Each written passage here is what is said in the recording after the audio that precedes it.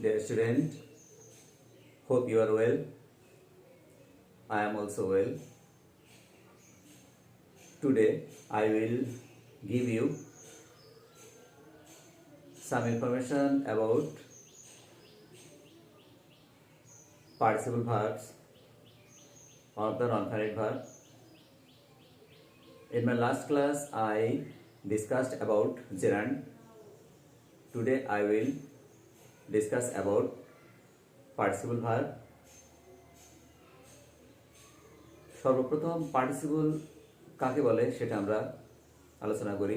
কোনো ভার্বের শেষে আইএনজি যোগ হওয়ার পরে ভার্বের যে রূপটি একই সাথে অ্যাডজেক্টিভ এবং ভার্বের মতো কাজ করে তাকে আমরা পার্টিসিপল বলি। পার্টিসিপল তিন প্রকার: প্রেজেন্ট পার্টিসিপল, পাস্ট পার্টিসিপল এবং পারফেক্ট পার্টিসিপল। প্রেজেন্ট পার্টিসিপল অর্থাৎ কোনো ভার্বের শেষে আইএনজি যোগ হওয়ার পরে যে ভার্বটি একই সাথে অ্যাডজেক্টিভ এবং ভার্বের মতো কাজ করে তাকে আমরা বলি প্রেজেন্ট পার্টিসিপল। পাস্ট পার্টিসিপল হচ্ছে ভার্বের শেষে আমরা সাধারণত ইডি অথবা ইএন অর্থাৎ ভার্বের যে পাস্ট ফর্ম ভার্বের সেই রূপটি যখন একই সাথে অ্যাডজেক্টিভ এবং ভার্বের মতো বাক্যে ব্যবহৃত হয় তাকে আমরা বলি পাস্ট পার্টিসিপল। এবং পারফেক্ট পার্টিসিপল হচ্ছে ভার্ব সাধারণত হ্যাভ, হ্যাজ, হ্যাড এর যে মূল ফর্ম হ্যাভের শেষে আইএনজি যোগ হওয়ার পরে ভার্বের যে রূপটি একই সাথে অ্যাডজেক্টিভ এবং ভার্বের মতো কাজ করে তাকে আমরা বলি পারফেক্ট পার্টিসিপল। আমরা প্রথমত প্রেজেন্ট পার্টিসিপল নিয়ে একটু আলোচনা করি।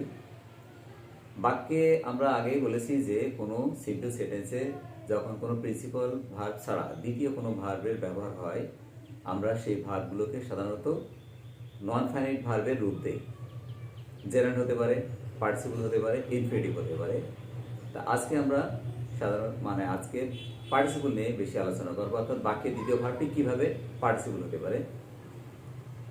এটা তোমাদের রাইট ফর্ম অফ ভার্ব এবং 9 গ্রামার আইটেম 9 দাগে মডিফায়ারের একটা আইটেম আছে, সেটা ব্যাপক আকারে তোমাদের এটা লাগবে এবং ভার্বের এই ব্যবহারটা খুব ভালোভাবেই আমার মনে হয় তোমাদেরকে আয়ত্ত করা উচিত।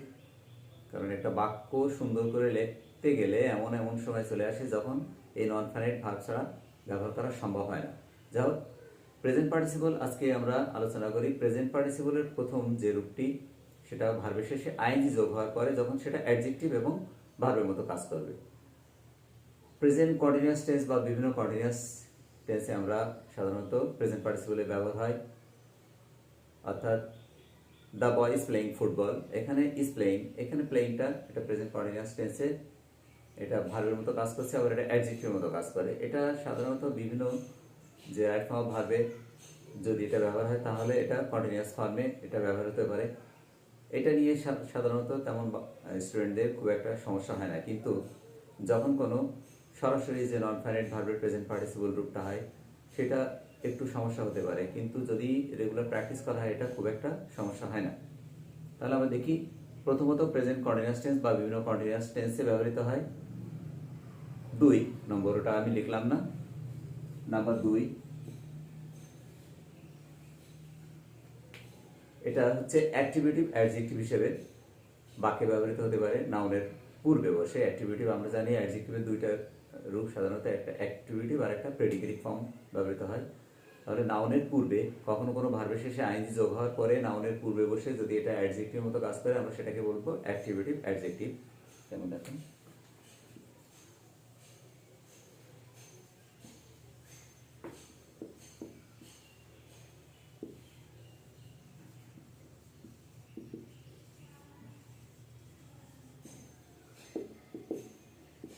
Bangladesh is a developing country, Bangladesh একটি উন্নয়নশীল দেশ। এখানে এই নাউনের আগে ভার্বের শেষে আইএনজি যোগ হয়ে এটা কিন্তু আর ভার্ব এটা অ্যাডজেক্টিভের মতো কাজ করছে এবং এটা প্রেজেন্ট পার্টিসিপল হিসেবে কাজ করছে। তাহলে এটা অ্যাক্টিভেটিভ প্রেডিকেটিভ ফর্মেও ব্যবহৃত হতে পারে। প্রেডিকেটিভ ফর্ম যেমন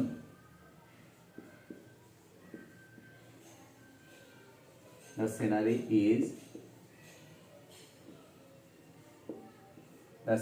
is চার্মিং, সিনারিটা খুবই মনোমুগ্ধকর। এখানে এটা প্রেডিকেটিভ ফর্মে অ্যাডজেক্টিভের মতো কাজ করছে। সিনারিটা কেমন? সিনারি হয় চার্মিং।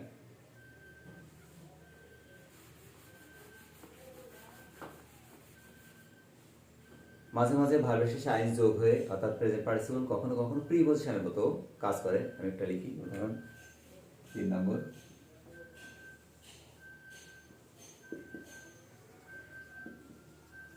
considering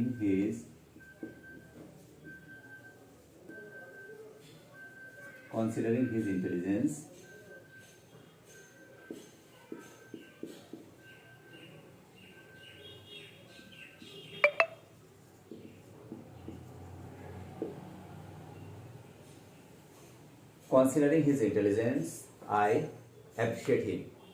তার বুদ্ধিমত্তা বিবেচনা করে আমি তাকে খুব প্রশংসা করেছিলাম। এখানে একটা প্রিপজিশনের মতো কাজ করছে প্রেজেন্ট পার্টিসিপলটা।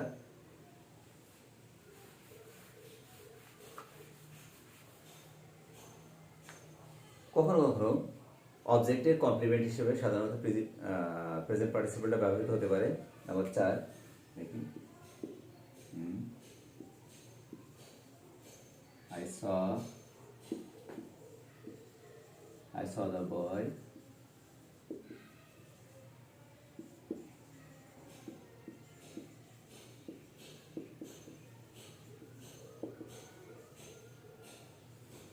saw the boy এখান থেকে present participle playing football in the field, অর্থাৎ এই অবজেক্টের একটা কমপ্লিমেন্ট হিসেবে এখানে প্রেজেন্ট পার্টিসিপলটা ব্যবহার হলো।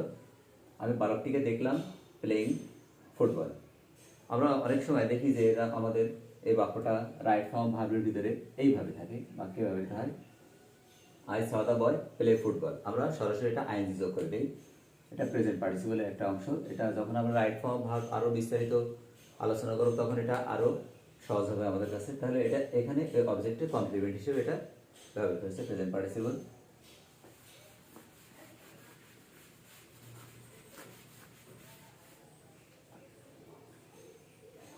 কখনো কখনো আমরা এটা দেখি যে কোনো কমপ্লেক্স সেন্টেন্সে রিলেটিভ প্রোনাউন যুক্ত কোনো কমপ্লেক্স সেন্টেন্সের সাধারণত এটাও দ্বিতীয় ভার্বকে প্রেজেন্ট পার্টিসিপল কিভাবে ব্যবহৃত হয়।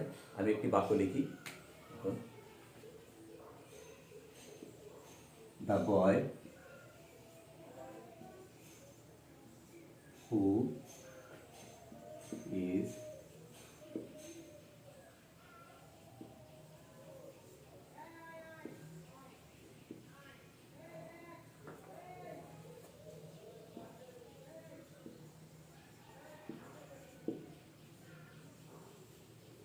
যদি বাক্যে এখানে যে দুইটা ক্লজ আছে who is singing are the boy can dance well, এখানে প্রিন্সিপাল ক্লজ হচ্ছে দি বয় ক্যান ড্যান্স ওয়েল, এখানে রিলেটিভ প্রোনাউন যুক্ত একটি ক্লজ ব্যবহৃত হয়েছে। ঠিক এরকম যখন হয় কোনো কমপ্লেক্স সেন্টেন্সে আমরা সাধারণত এটাকে সিম্পল করি কিভাবে, আমরা এই রিলেটিভ প্রোনাউনটা উঠিয়ে দিই, না হলে এটা তো সিম্পল হবে না। যখন রিলেটিভ প্রোনাউনটা উঠিয়ে দিই তখন অক্সিলারি ভার্বটা উঠিয়ে দিই, এইভাবে সিম্পল করি আমরা। দি বয় সিঙ্গিং ক্যান ড্যান্স ওয়েল, অর্থাৎ যে বালকটি গান গাচ্ছে সে ভালো নাচতেও পারে। এটা সাধারণত রিলেটিভ প্রোনাউন যুক্ত কোনো কমপ্লেক্স সেন্টেন্স থেকে যখন আমরা সিম্পলের রূপ দিই ঠিক এইভাবে, এটা প্রেজেন্ট পার্টিসিপল হলো একটা।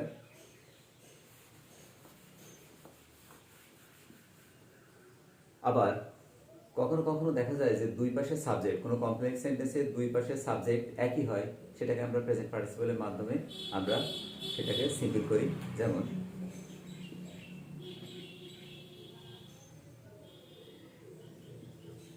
when we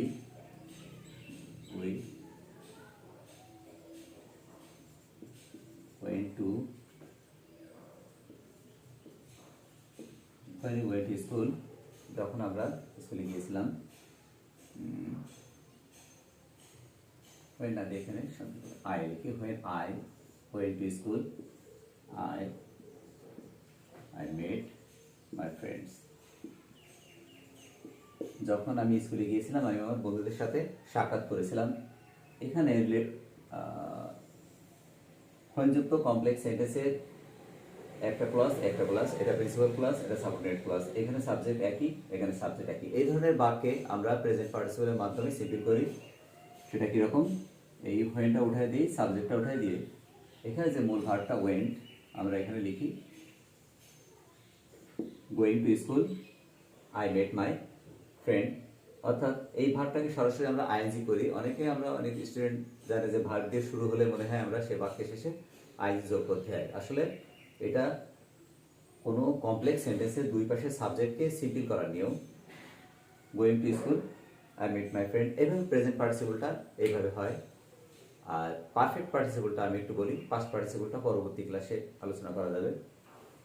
পারফেক্ট পার্টিসিপলটাও কোনো ভার্বের শেষে, অর্থাৎ হ্যাভ এবং হ্যাজ এবং হ্যাড, এই যে ভার্বটির মূল ফর্ম হচ্ছে হ্যাভ, এই হ্যাভের শেষে আইএনজি যোগ হওয়ার পরে সে ভার্বটাও অ্যাডজেক্টিভ এবং ভার্বের মতো কাজ করে, সেটাকে আমরা বলি পারফেক্ট পার্টিসিপল। দেখো,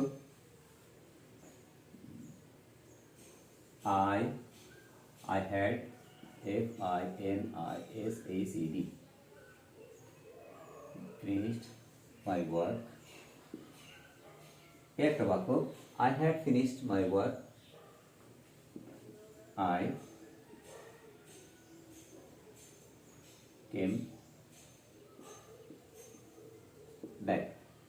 এখানে যদি কোনো কমপ্লেক্স সেন্টেন্স এইভাবে হয়, I had finished my work, I came back, সাধারণত এই ধরনের বাক্যকে আমরা পারফেক্ট পার্টিসিপলের মাধ্যমে সিম্পল করি। সেটা হচ্ছে এই হ্যাডটাকে আমরা, এর বেস ফর্ম হচ্ছে have, having finished my work, I came back. ঠিক এইভাবে আমরা প্রেজেন্ট পার্টিসিপলের মাধ্যমে এই বাক্যটাকে সিম্পল করি, এটাকে বলা হয় পারফেক্ট পার্টিসিপল। এই হচ্ছে প্রেজেন্ট পার্টিসিপল এবং পারফেক্ট পার্টিসিপলের রূপ। নেক্সট ক্লাসে আমরা পাস্ট পার্টিসিপল এবং ইনফিনিটিভটা আলোচনা করব। আশা করি তোমরা পরবর্তী ক্লাসটা মনোযোগ সহকারে দেখবে। ধন্যবাদ সকলকে।